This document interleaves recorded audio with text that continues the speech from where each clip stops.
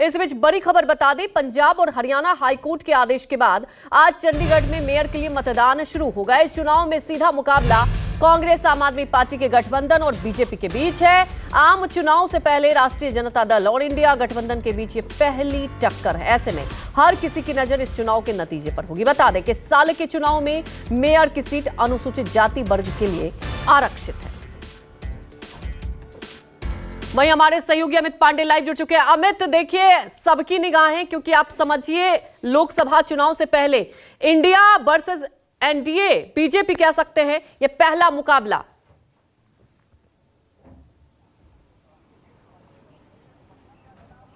जी बिल्कुल अंजलि, भले ही ये मेयर पद का चुनाव हो लेकिन मुकाबला जो है वो काफी कांटे के माने जा रहा है और पहली बार ऐसा मौका है जब इंडिया अलायंस के दो घटक दल आम आदमी पार्टी और कांग्रेस एक साथ मिलकर चुनाव लड़ रहे हैं। यही वजह है कि पिछली बार हमने देखा था कि किस तरह से जब प्रिजाइडिंग ऑफिसर की तबीयत खराब हो गई थी तो कांग्रेस और आम आदमी पार्टी दोनों ही जो पंजाब हरियाणा हाईकोर्ट है वहां का रुख किया था और वहां पर 30 तारीख का डेट जो है वो कोर्ट के द्वारा तय किया था, जिसके बाद आज जो है भारी सुरक्षा के इंतजाम से यहाँ का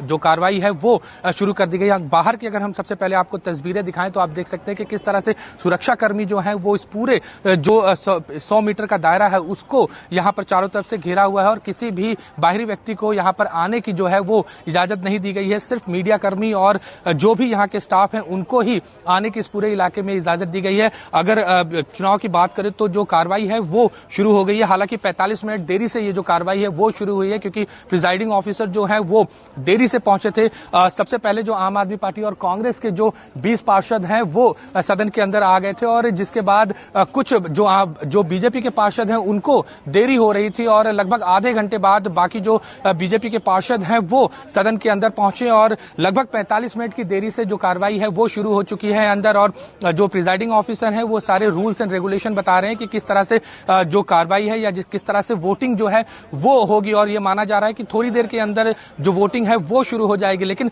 सबसे इंपॉर्टेंट बात यह है कि अलायंस जो है वो पहली बार किसी चुनाव में एक साथ एक मंच के नीचे आकर जो है वो चुनाव लड़ रही है और कहीं ना कहीं आम आदमी पार्टी और कांग्रेस को इस बात का डर है कि कहीं क्रॉस वोटिंग ना हो जाए, क्योंकि जिस तरह से बीजेपी पिछले दिनों हम देख रहे थे कि लगातार इस बात को ये बार बार कह रही थी कि कई सारे पार्षद जो है उनके संपर्क में है, लेकिन अब सदन के अंदर जो सभी 35 पार्षद हैं वो पहुंच चुके हैं और उसके अलावा जो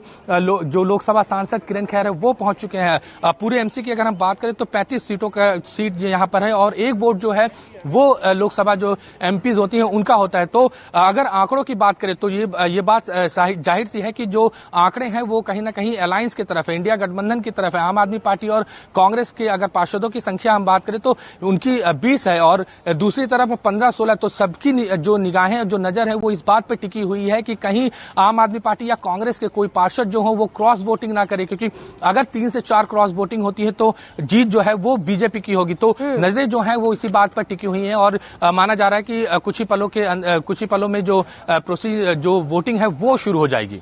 बिल्कुल, कुछ ही देर में वोटिंग शुरू हो जाएगी और सुरक्षा के मद्देनजर भी देखा जा रहा है कि खास यहां व्यवस्था की गई है। लेकिन अमित, सबसे बड़ी बात यह हो जाती है कि जैसा कि ठीक है ये पार्षद का चुनाव है लेकिन महत्वपूर्ण है क्योंकि यहां गठबंधन को लेकर चुनाव हो रहा है और ये एक कह सकते हैं आप कि इससे बहुत कुछ क्लियर भी हो जाएगा स्थिति। जानना ये चाहेंगे, मुद्दों की बात करें, जनता के बीच कौन सा मुद्दा हावी रहा?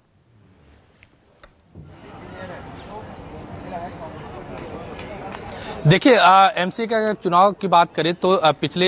2020 में इसका चुनाव हुआ था और हर साल एक नया मेयर बनता है, उसके लिए चुनाव होता है।